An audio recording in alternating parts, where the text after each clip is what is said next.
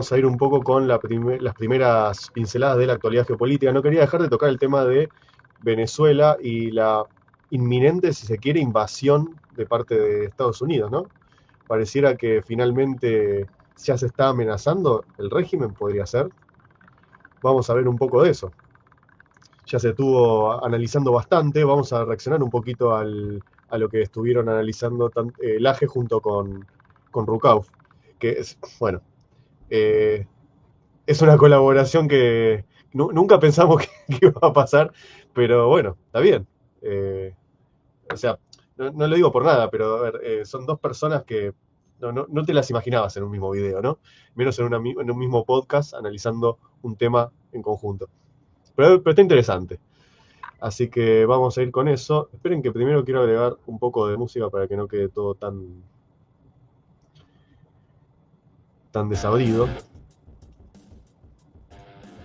Ahí está, como para dejar algo de fondo. Bien, ahora sí vamos con esta primera parte que es sobre el tema de cómo fue invadiendo o el despliegue de Estados Unidos con sus buques, los portaaviones y precisamente los aviones de reconocimiento para ver la zona. Primero se reconoce la zona a ver si está apta como para ir y hacer lo propio o todavía no, porque obviamente en parte uno con los aviones testea, podríamos decir así, el terreno. Acá tenemos la última noticia de La Derecha Diario, que es de ayer. Dice, en vivo, Estados Unidos aguarda mientras Maduro planea escapar de Venezuela gracias a Lula. Curioso, porque Lula por un lado había dicho que no reconocía el gobierno de Maduro, pero por otro lado parece que le quiere dar como una especie de asilo político. La región del Caribe ha estado marcada en los últimos días por un masivo despliegue naval por parte de los Estados Unidos para combatir al narcotráfico. Estados Unidos intensificó su presencia naval en el Caribe principalmente para enfrentar el narcotráfico al considerar que varios cárteles constituyen organizaciones terroristas globales. Claro, para poner en contexto, digamos, todo esto empezó con Estados Unidos, mejor dicho, sí, el gobierno de Donald Trump poniendo una suba a lo que era el pedido de captura o la recompensa por la captura de Nicolás Maduro. Ya estaba el pedido hecho hacia el Interpol, el pedido de captura hecho formalmente, incluso eso ya estaba en la alerta roja, y ya tenía un precio la cabeza de Maduro, pero ahora elevó el precio. Todo empezó con Estados Unidos llevando a 700 millones de dólares o algo así era. No, 700 mil dólares creo que era el pedido por la cabeza de Maduro. De ahí que, me acuerdo, yo lo creo que lo había contado, ¿no? Tengo una amiga que me mandó la noticia y me dice, ¿y ahora? Y le digo, y ahora hay que esperar que pasen otras cosas más relevantes.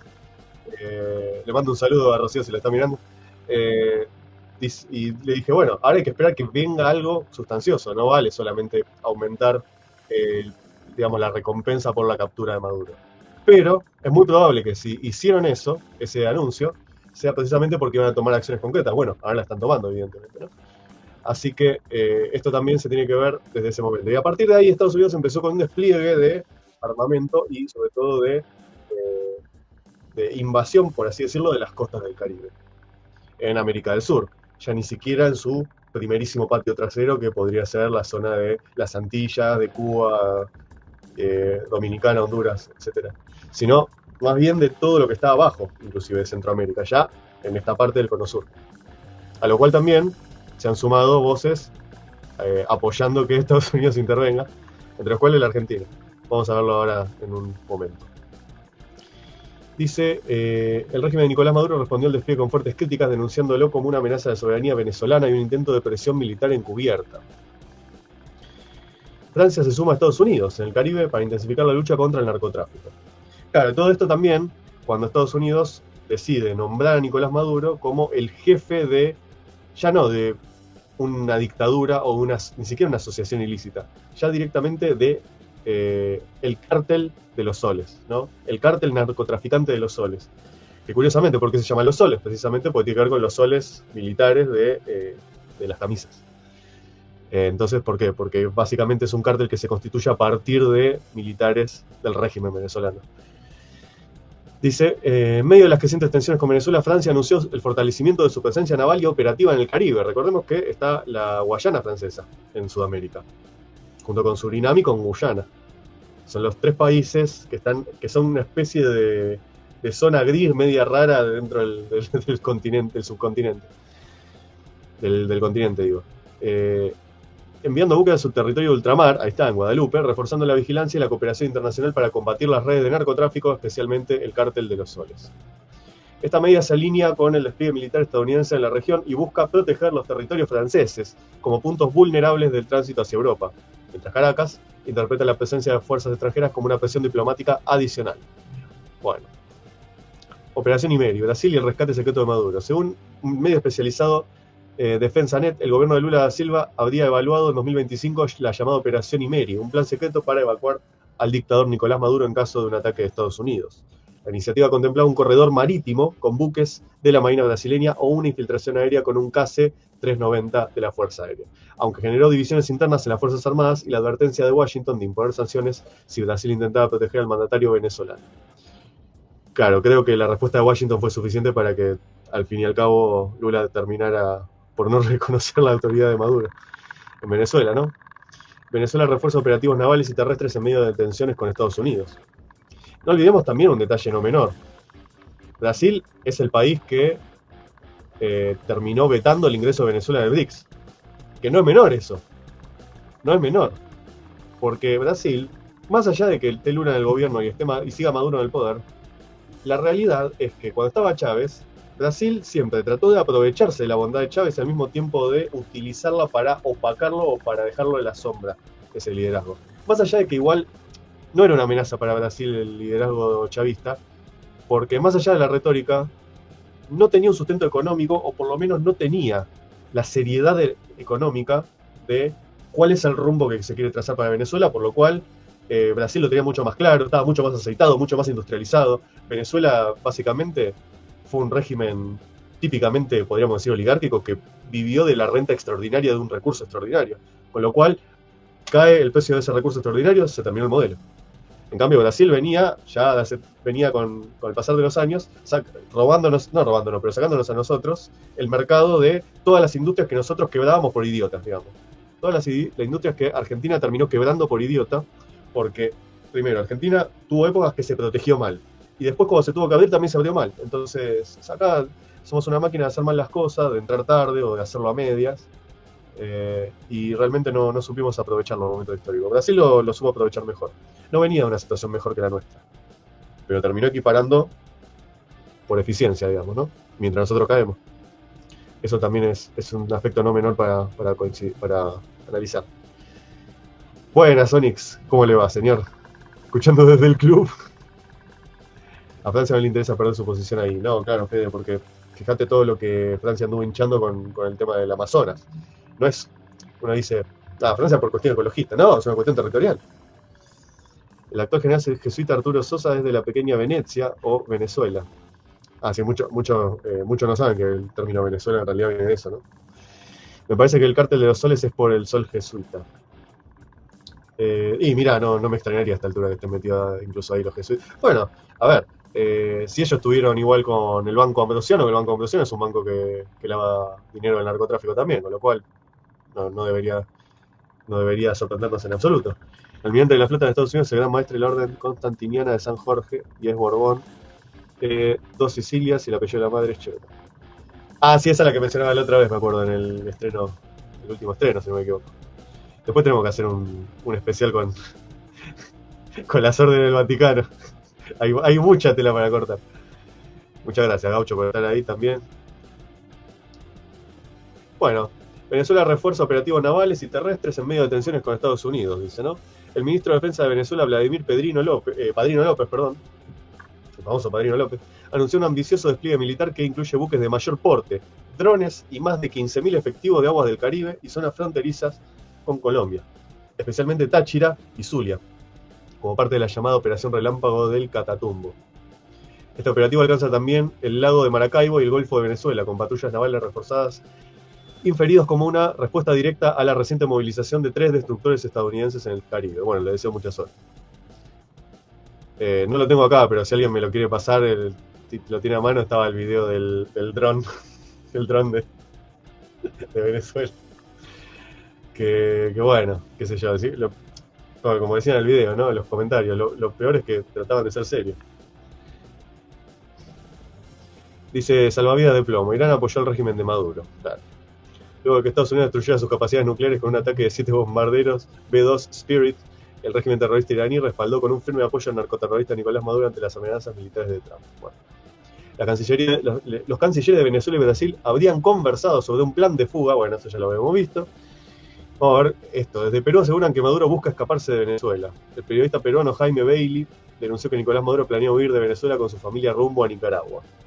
Bueno, hay que tomar igual con pinza lo que diga Bailey, ¿no? Porque más allá de que es muy tendencioso a nivel ideológico, también vendió mucho humo con el tema de Blackwater. Y Blackwater, lo último que sabemos es que está emperrado en una guerra sin cuartel contra todas las pandillas de Honduras. O sea, en realidad ahora está laburando para el gobierno de Honduras.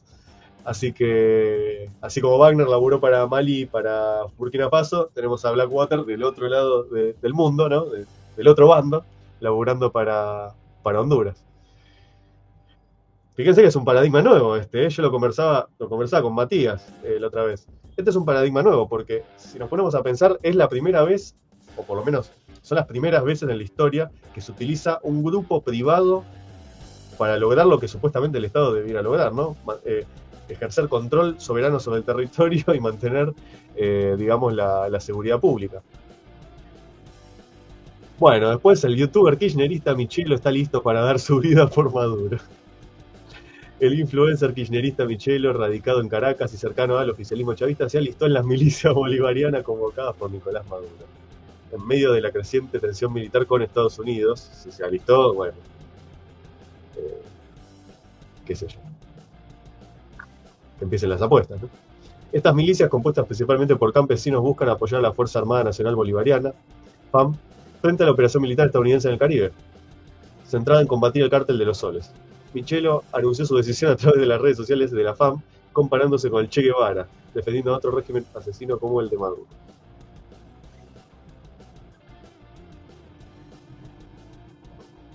A ver qué anduvieron poniendo ahí en el chat. Cryptomoncas. Ahí está.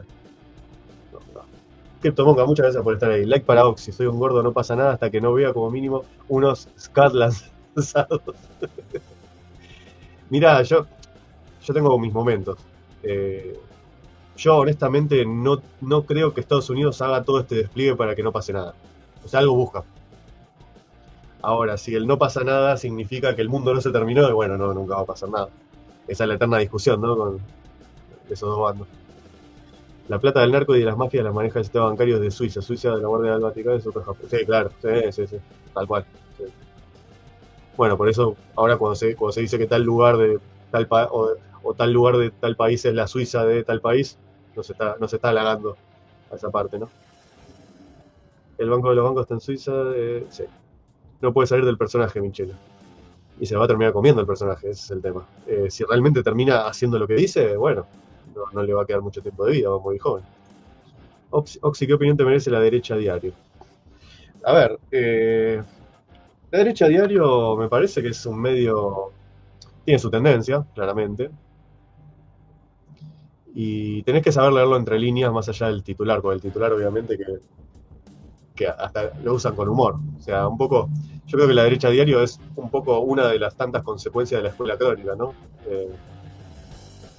Es un poco, es como que muchos medios terminan adoptando ese estilo. Y bueno, es parte de eso. Tenés que saber entender de dónde viene y cuál es la línea que tenga. Yo por más que incluso soy una persona de derecha, pero voy un poco al contenido más que al titular. Como se tiene que hacer con cualquier medio, siempre tenés que ir al contenido, no te quedes por el titular, porque el titular te trata de operar siempre, para cualquier lado. Qué sé yo, a mí no me parece, a ver, hay mucha gente que dice, no, pero la derecha a diario no es serio. Yo digo, ¿qué medio es? ¿Tiene una seriedad notable o algo por el digo, qué sé yo? Por lo menos te muestra algunas partes que los otros medios no te quieren mostrar. Como digo, hay que saber leer entre líneas. O filtrar lo que se lee. Bueno. Bueno, lo de Rucao no lo voy a leer porque eso igual lo tenemos para reaccionar en el video con Laje. Se instalaron carteles en Colombia y Ecuador promoviendo la captura de Maduro. O sea, fíjense que esta nota en realidad es como que se está actualizando con el tiempo, porque es los pequeños reportes de cada cierto rato, ¿no? Que se van como actualizando. Se instalaron carteles en Colombia y Ecuador promoviendo la captura de Maduro. Activistas venezolanos desplegaron en Quito pancartas con la recompensa que ofrece Estados Unidos por Nicolás Maduro. Días antes, en la frontera con Colombia, una valla similar había sido retirada a las pocas horas, evidenciando la incomodidad del régimen y de sus aliados regionales frente a estas denuncias. Washington elevó a $50 millones la suma por la captura de Maduro y ofrece otros 40 millones por Diosdado Cabello y Vladimir Padrino, señalados de encabezar la red criminal Cártel de los Soles. Claro, ese es supuestamente el triángulo, ¿no? Maduro, Diosdado y Padrino. Marco Rubio promovió la creación de una coalición internacional contra el narcotráfico. Estaba Rubio como secretario de Estado, y después estaba Waltz, que si no me equivoco era el que llamaban el zar de la frontera. Eran los dos que trataban de meter dentro de este nuevo gobierno, este segundo gobierno de Trump, lo que sería la actitud de intransigencia con Venezuela, con Irán y con la OTAN incluso. Tiene como esa vieja usanza estadounidense. Dice, Estados Unidos anunció una estrategia ampliada contra el narcotráfico internacional, centrada en el Cártel de los Soles, al que identifica como parte del aparato criminal del régimen de Nicolás Maduro en Venezuela. El secretario de Estado, Marco Rubio, afirmó que por primera vez en décadas Estados Unidos está a la ofensiva y busca construir una coalición internacional para enfrentar este flagelo. En una reunión del gabinete del presidente Donald Trump, Rubio subrayó que el objetivo es no solo frenar el ingreso de drogas, sino también atacar a quienes las promueven. La iniciativa cuenta con el respaldo de Argentina, como dije, ¿no? Paraguay, no me esperaba otra reacción, Ecuador, Guyana, Trinidad y Tobago. Ahora tenemos también un videito con Trinidad y Tobago. Washington acusa al cártel de operar con apoyo militar venezolano y de amenazar la seguridad nacional. Bueno, a ver, acá tenemos también la nota del tema de Trinidad y Tobago, ¿no? Con el apoyo de Curazao, Trinidad y Tobago, Trump acorrala a Maduro en Venezuela. La presencia militar de Estados Unidos y el respaldo de países vecinos configuran un escenario de fuerte presión contra Maduro. Dice que Donald Trump está llevando a cabo un despliegue militar en el Caribe sin precedentes con el objetivo de combatir a organizaciones del narcotráfico que operan en la región, entre ellas el Cártel de los Soles, señalando como parte del aparato del régimen de Nicolás Maduro. La operación incluye la presencia de 3 destructores de clase Arleigh Burke, el USS Gravely, el USS Jason Dunham, el USS Samson, el submarino, avión de vigilancia y alrededor de 6.700 marines. Sin embargo, un aspecto relevante de la operación es la cooperación de países vecinos, ¿no? Por el lado, Curazao confirmó que permitirá escalas logísticas de los buques estadounidenses en su capital, Willemstad. La isla, que se encuentra a 60 kilómetros de Venezuela, mantiene desde hace años instalaciones utilizadas por el Comando Sur de Estados Unidos. Se consolida como un punto estratégico para operaciones de patrullaje y abastecimiento en el Caribe. A su vez, Trinidad y Tobago expresó públicamente su respaldo al despliegue estadounidense. Su gobierno indicó que está dispuesto a facilitar el acceso a su territorio para las fuerzas de Estados Unidos. Esta postura refleja un alineamiento regional frente a las operaciones contra el narcotráfico y marca una diferencia respecto de años anteriores, cuando algunos países optaban por una posición de mayor neutralidad. Bueno, después lo demás es un poco sobregirado.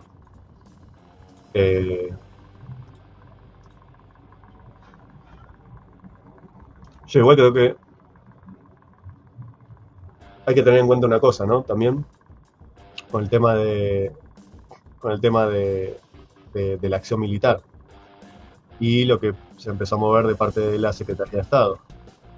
Una de las recientes reformas a la conformación de la Administración del Estado en Estados Unidos fue volver a nombrar al departamento, ya no de defensa, sino como antes de la Segunda Guerra Mundial, Departamento de Guerra. Recordemos que acá hasta, si no me equivoco, el 45-46 se llamó Ministerio de Guerra. A partir de ahí, como todos los países del mundo, pasaron a denominarlo Ministerio de Defensa. Y es interesante porque quiere decir que de alguna manera hay cosas que se están tratando de llevar como atrás de lo que fue el mundo de Yalta, o qué es lo que configuró el mundo de Yalta. Por eso se habla de un Yalta 2.0. No porque sea una profundización con algunos detalles nuevos de lo que fue Yalta en ese momento, sino que en realidad se trata de generar un evento nuevo. Ya no es una bipolaridad, no es un reparto de dos grandes potencias del mundo, sino todo lo contrario. Es ya un repliegue regional, que es lo que veníamos analizando en los últimos encuentros, ¿no? Que acá en Occidente News, ya sea nosotros acá la otra vez solos como siempre, o con Alioli la vez pasada. Vamos a ir, si les parece, esperen que los leo un poquito, y vamos a ir con el análisis del AGE con Rucau. Arruinado en Venezuela, dice Gaucho. ¿Es verdad que los sueldos son de $3 promedio mensuales? Sí, creo que era algo así la cifra, sí. Sí. Un conocido de Venezuela me contó de la recompensa y le parecía broma, pero le dije que ese era un mensaje a la propia tropa. No es para el paradero o el zapatero, es para el círculo cercano a... Claro, exacto. Sí, totalmente. Y sí, lo primero que van a querer hacer es buscar a alguien que se dé de vuelta. Eso pasa siempre. Bueno, vamos con el análisis de la G con Rukauf. Ahí se tendría que ver, pantalla. Sí. Carlos Rukauf, y antes de darle ingreso a Carlos, confírmenme que se escucha, por favor. Les cuento que ya tenemos 2.000 personas en vivo. Ayúdenos a amplificar más todavía el alcance de esta transmisión en vivo. Para ayudarnos es muy simple, tienen que darle al botoncito de me gusta y déjenos algún comentario en el chat. Cuéntenos, por ejemplo, desde dónde nos están sintonizando, desde dónde están viendo este programa en vivo. Apóyennos para poder llegar a más gente. Dicho esto, le doy la bienvenida a Carlos a este espacio. Carlos, ¿cómo estás? Muy buenas tardes. ¿Qué tal? ¿Cómo les va? Muy bien. Un saludo a todos los que nos están escuchando y a los que nos van a seguir viendo. Carlos, vos sabés que desde la vez pasada advertíamos que teníamos un montón de cubanos, de audiencia cubana que estaba conectándose a nuestras transmisiones en vivo, muy esperanzados con todo lo que pasaba en Venezuela, pero todos ellos planteaban la misma pregunta que me gustaría hacértela a vos, a ver qué nos podés comentar. ¿Por qué Estados Unidos avanza sobre Venezuela, pero todavía no sobre Cuba, cuando Cuba sufre la opresión del socialismo, no del siglo XXI, sino desde 1959 hasta la fecha? Porque Cuba parece quedar en un segundo orden en esta ocasión. Bueno, primero hay que preguntarse, ¿quién está más interesado en que realmente Cuba sea liberado, si no Marco Rubio? Marco Rubio, secretario de Estado brillante de los Estados Unidos, presidente del Consejo de Seguridad Nacional, el ideólogo operativo de lo que está ocurriendo, es hijo de cubanos exiliados. Eres el primero que quisiera ver a Díaz-Canel fuera del poder en Cuba. Pero objetivamente, lo que yo vengo llamando la doctrina Bin Laden se aplica a Venezuela y no a Cuba. Y paso... ¿Qué haces, Peronich? Sí, bueno, cosas que pasan. A decir por qué. Porque en el caso de Osama Bin Laden se cumplieron pasos jurídicos. Primero, la condena de un juez federal, en este caso, en el caso de Maduro, un juez federal de Manhattan con convalidación de la Cámara. Segundo lugar, el decreto del presidente de los Estados Unidos, en aquel caso Bin Laden, ahora en este, declarándolo terrorista riesgo para la seguridad nacional de los Estados Unidos. El tercer caso, y esto es fundamental, que separa el caso de Cuba del de Venezuela, que el presidente de Venezuela no es Nicolás Maduro, es Edmundo González Urrutia. En consecuencia, no se va a buscar un presidente, se va... Ese detalle no es menor, porque claro, si vos en vez de nombrarlo a Maduro como jefe de Estado venezolano, lo nombrás como jefe de un cártel de narcotráfico, y sí, claramente, bueno, estás entonces tras la captura de un presidente. Es un gris bastante interesante para justificar algún tipo de operación. Que justamente, aprovechando los vínculos reales que hay entre el régimen y el cártel, que son reales, no es que no existen, son reales, puede utilizar este artilugio internacional, que en realidad tiene que ver con decisiones políticas. No vamos a creer que el derecho internacional funciona perfectamente hasta que viene un tipo como Trump. Hay mucha gente que es demasiado naif o que vive en una especie de mundo ideal que piensa que el derecho siempre se aplica bien hasta que viene el loquito populista que lo quiere desajustar, ¿no? El derecho funciona por la decisión de las personas. Y si no funciona, pero apretamos el botón de hacernos los boludos de que funciona, de que supuestamente hay instituciones porque el tipo usa traje y corbata y se viste bien, bueno, es otra cosa. Pero el derecho solamente funciona a través de las decisiones que toman, no solamente los presidentes, sino sobre todo los jueces, sobre todo los magistrados, día a día. La decisión es una cuestión de todos los días, no es una cuestión solamente de momentos excepcionales. Estamos hablando de que, al fin y al cabo, lo que hace normal a la vida es lo que hacemos todos los días, y para eso tenemos que tomar decisiones. Por más que sean seguir haciendo lo mismo. Eso genera una costumbre, eso genera un hábito, y ese hábito es lo que termina generando una normalidad, inclusive, ya sea en tu vida privada o conformás un orden jurídico. Bueno, esto lo mismo pasa con cuál es la mejor interpretación de la ley. Mirá, no hay un manual que diga cuál es la mejor interpretación de la ley. Generalmente tiene que ver con el ejercicio mismo de la decisión. Es una decisión también interpretar. Es así. Y es tan arbitrario como necesario. Entonces, para salir un poco de ese debate galerita de, no, bueno, pero el derecho internacional.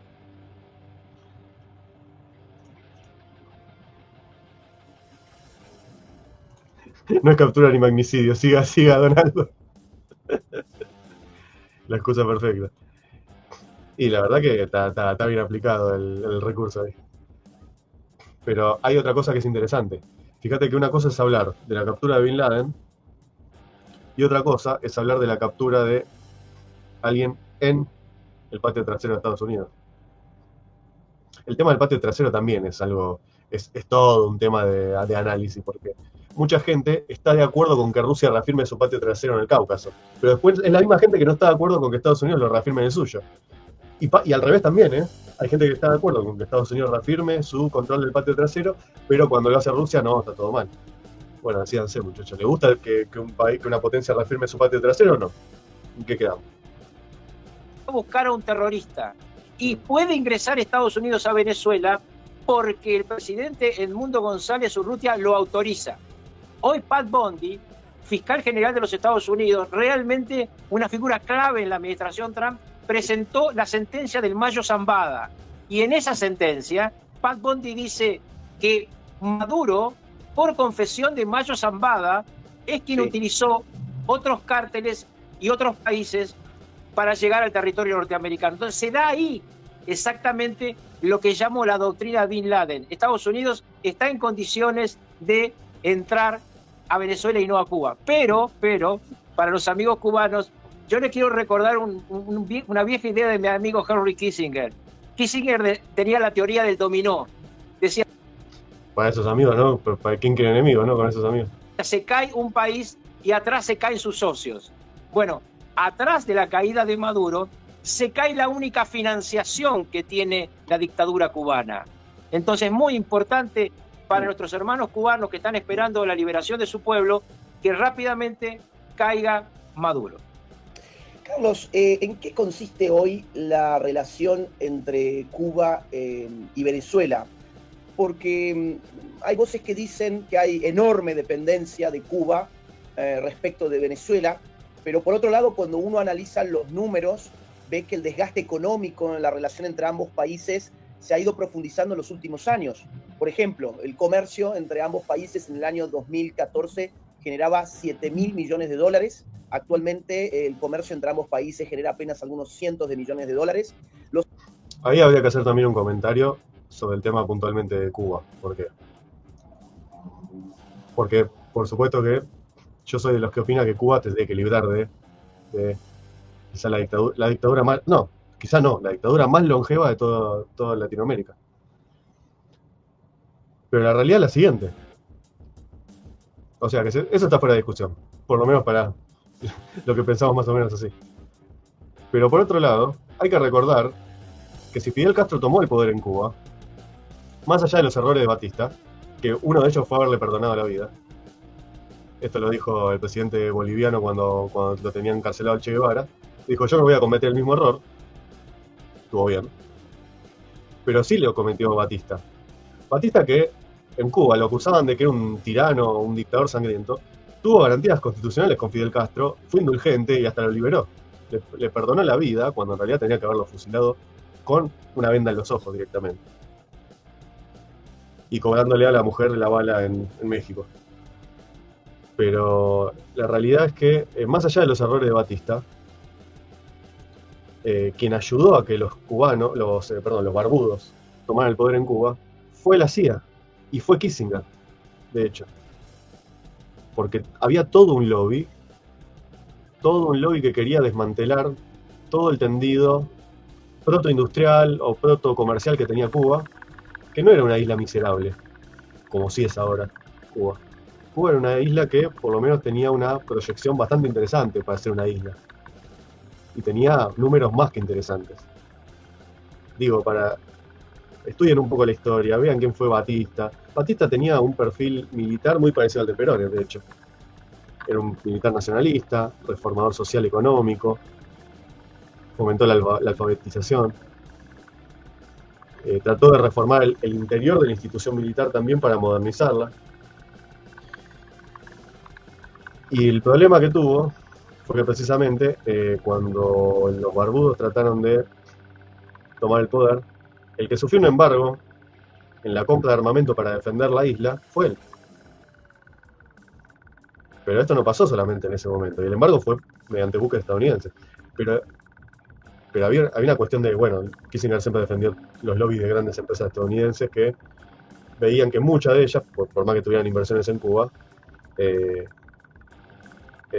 digamos, la CIA no veía con buenos ojos el perfil militar de un liderazgo como el de Batista, porque si algo vemos en común en la historia de los distintos países es que a la CIA le incomodaba un país del tercer mundo con fuerzas armadas potentes, poderosas.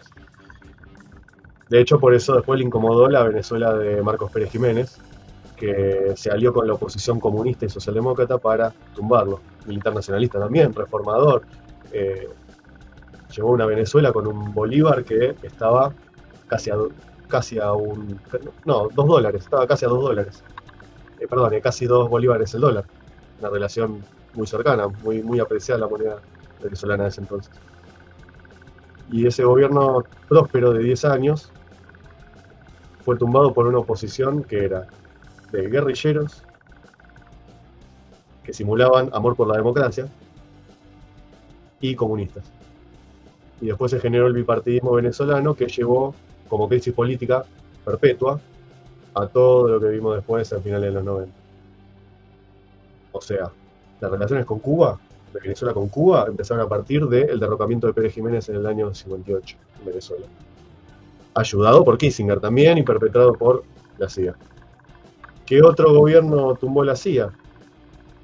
El de Chiang Kai-shek en China, facilitando la subida de Mao al poder. Otra vez embargo de armas. Pero viejos, la constante. Entonces, también hay que hablar un poco de cuál es el mundo que estaba en ese momento, cómo operaban los servicios de inteligencia, porque esas cosas no se suelen decir. El sector de la derecha lamentablemente no suele hablar de esas cosas, y tenemos que hablar de esas cosas. Porque justamente hay que dejar de decir que todo empresario es bueno porque es empresario y que todo lo que hace Estados Unidos es bueno, porque en realidad mayormente hizo mierda. Entonces, esas cosas también hay que tenerlas en cuenta, como paréntesis.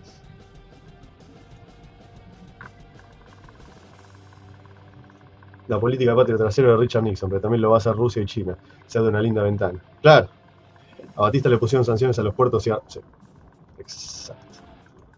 Exactamente.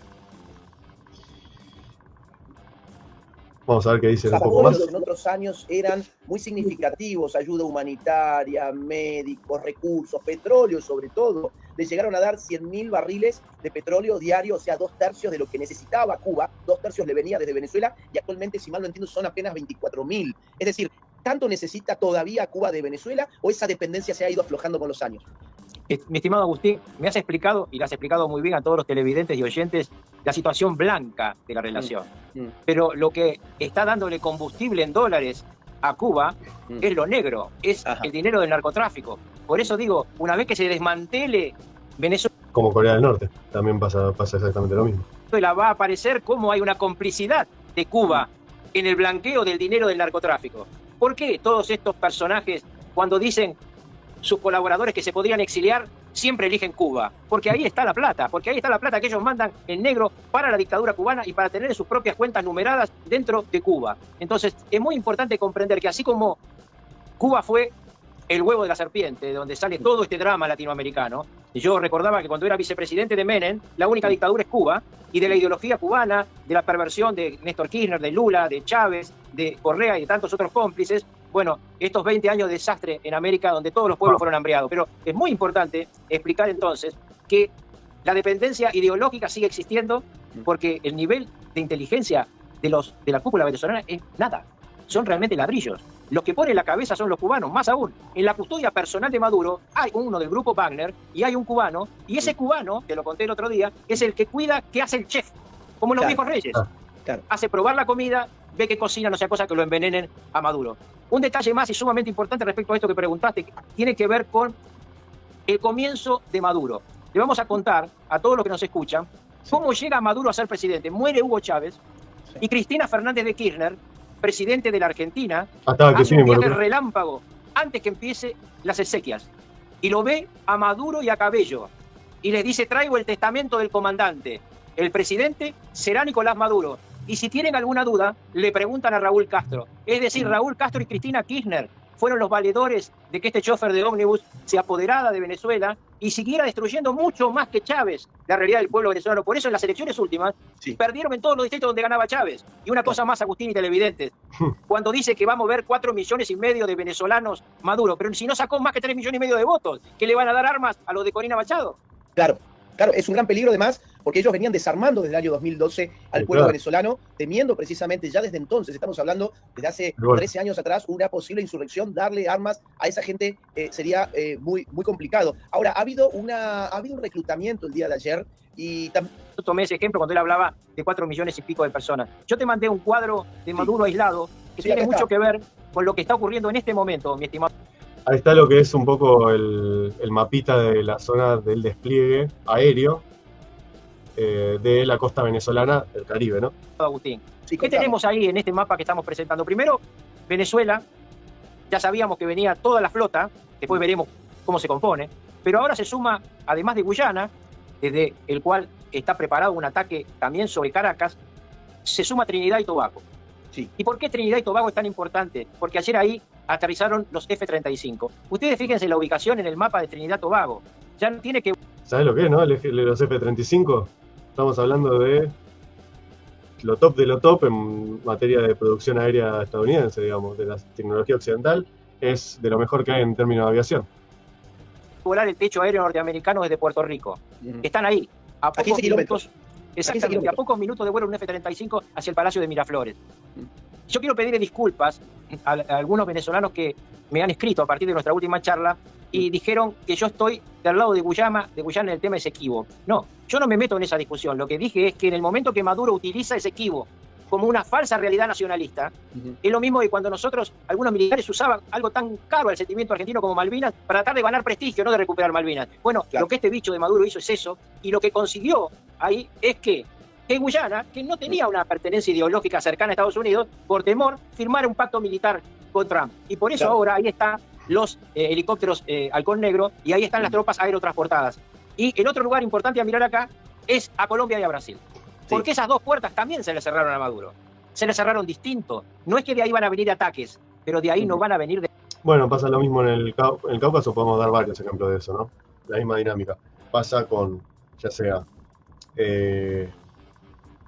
la República Separatista de Donetsk, ¿no? Que pertenecía a Ucrania, pero que había una cuestión étnica autoritaria de parte del gobierno de Ucrania para con la población que se sentía más rusos.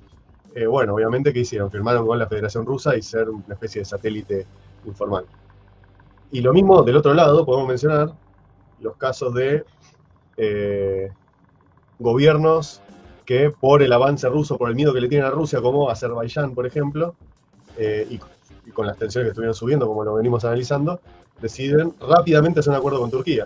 Bueno, son cuestiones que siempre en lo que es los conflictos regionales siempre pasan, ¿no? Defensores. Ya dijimos el otro día, lo voy a reiterar acá, Lula dice, no he reconocido a Maduro como presidente de Venezuela. Es decir, le da un argumento más a la doctrina Bin Laden. No se va a buscar un presidente. Qué hijo de puta.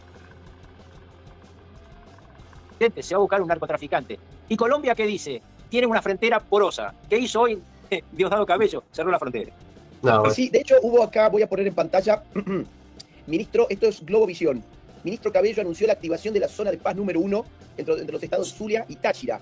A esto es a lo que se está refiriendo, ¿no? El ministro del Interior, Diosdado Cabello, anunció que el presidente de la República, Nicolás Maduro, ordenó activar la zona de paz número 1 que abarca... Me causa gracia que le tengan que decir zona de paz a dos territorios que supuestamente forman parte de la conformación soberana de Venezuela. O sea, es como que yo diga, mire que hay paz entre San Juan y Mendoza. ¿Pero por qué? Porque pues están peleando entonces. Claro. Zulia y Táchira con el esfuerzo especial de 15.000 hombres en una primera fase. Esto es zona fronteriza. Este es un lugar clave, un lugar que siempre tuvo además en su momento mucho éxito el anterior presidente Hugo Chávez, porque Chávez siempre movía el conflicto histórico con Colombia como parte de esa realidad. Ahí Colombia se viene quejando, otro protector antiguo hasta hace unas semanas de Maduro, que era Petro, ahora dice, no, ahí los problemas que yo tengo vienen de las guerrillas que se van a proteger en la zona venezolana. Entonces ahora, ¿qué dice Diosdado? Bueno, cierro esa frontera y la convierto en zona de seguridad. En realidad, lo que está diciendo es, me voy a proteger también por ahí, porque me llevo tan mal ahora con las autoridades colombianas con las que estábamos a los besos, que no sea que los marines en lugar de entrar en avión, entren en camiones. Exactamente. Y hablando de, hemos mencionado a aliados, o lo que eran aliados de Venezuela hasta hace muy poco, como Colombia. La vez pasada hablábamos también de Brasil, que también tiene su frontera con Venezuela. ¿Qué respaldos le quedan? Hemos hablado de Guyana, Trinidad y Tobago, que vemos allí en el mapa, que está a apenas 15 kilómetros. Es una zona geopolítica imprescindible para este conflicto. ¿Cuáles son los países de la región que le quedan como aliado a Nicolás Maduro? Porque, mira, quiero mostrarte muy rápidamente un video y ya seguimos con nuestros asuntos, que tenemos varios temas todavía, pero este video me pareció muy llamativo porque fue una conferencia de prensa ayer de Daniel Ortega. Y Daniel Ortega se queja porque dice que los países de la región no están apoyando a Nicolás Maduro. Escuchémoslo, dura apenas 40 segundos. Claro que ha reaccionado el pueblo bolivariano. Claro que han reaccionado, pueblo que estamos en el ALBA, pueblos que estamos más comprometidos con la defensa de la dignidad y la soberanía de nuestro país. Pero no ha habido una respuesta contundente de la comunidad de estados latinoamericanos y caribeños. Ahí está, no ha habido una respuesta contundente. ¿En qué consistió la respuesta de aliados? Un detalle. Si junto a su bandera nacional tiene una bandera roja y negra con letras en blanco, fija que son un cártel o una movida criptomarxista. Olvídense. ¿O cuáles son en todo caso los aliados que le quedan hoy a Nicolás Maduro en la región, Carlos? Nunca le den bola a ese tipo de bandera, nunca se dejen engatusar por esas banderas. Bueno, primero, que mal se lo ve a Ortega, ¿no? Está con un pie en la tumba y otro pie en el Palacio de Gobierno, ¿no? El tipo que violó a la hija de su mujer, ¿no? Verdaderamente un perverso. Le quedan muy pocos aliados a Maduro, y acá entonces aprovecho para contarte y contarle a los televidentes cuáles son los dos países a los que Pat Bondi se refirió como cómplices en la llegada de las drogas que vienen desde el cártel de los soles a los Estados Unidos. Uno es Honduras. Honduras.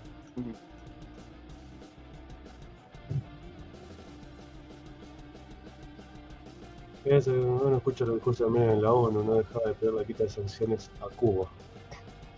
Claro, pasa que Menem, más allá de todo lo que reformó a nivel interno del país, cosas más pro mercado y eso, todo lo que es el viejo sistema político argentino lo dejó tal cual. En realidad pactó con ese sistema y, digamos, se manejó políticamente de forma totalmente pragmática.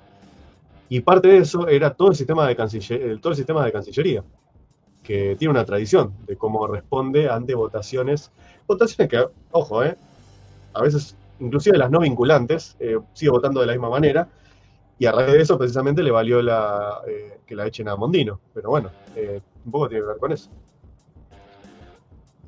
En Colombia hay unas bases de Estados Unidos, en Colombia hay un contingente militar de Blackwater.